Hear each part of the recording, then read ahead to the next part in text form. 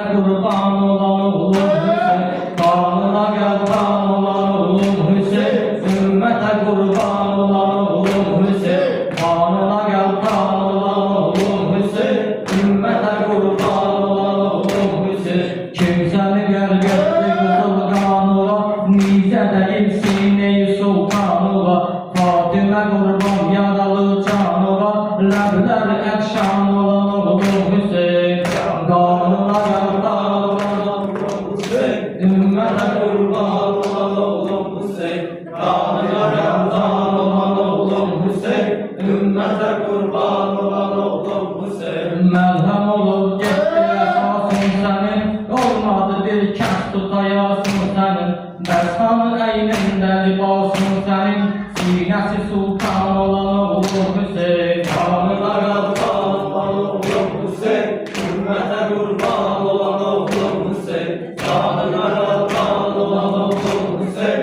ümmete kurban olan oğlum Hüseyin. Teşnede öldürdüler kardeşimi, zilgati kan eyledi gözyaşımı, kim dağdan kesti susuz başımı, sinesi bir an olan oğlum Hüseyin, kanesi bir an olan oğlum Hüseyin. Beslemiş idim sen sinemde ben, gül bedenin kaldı yer üstünde sen, yok sana bir kabri kazan defneden, peyker iryan olan oğlum Hüseyin, kanına gel kan olan oğlum Hüseyin, ümmete kurban olan oğlum Hüseyin, kanına gel kan olan oğlum Hüseyin, ümmete kurban olan oğlum Hüseyin. Geldi anın dur başımın üstüne, geldi anın dur başımın üstüne, besme salın yârelerin üstüne, şimdi gelir feymelerin üstüne, feymesi tavan olan oğlum Hüseyin,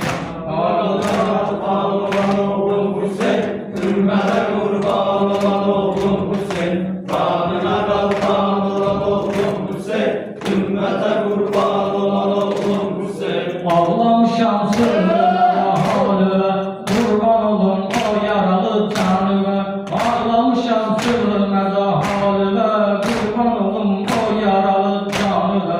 aldı Hüseyin Ekber'i yanıve, esmer ekşan olan oğlum Hüseyin, neylesin asır bu Zeynep'in, besmede görsün yaralı peykerin, kim ki kesir zulm ile bu ellerin, Zeynep'in ağlar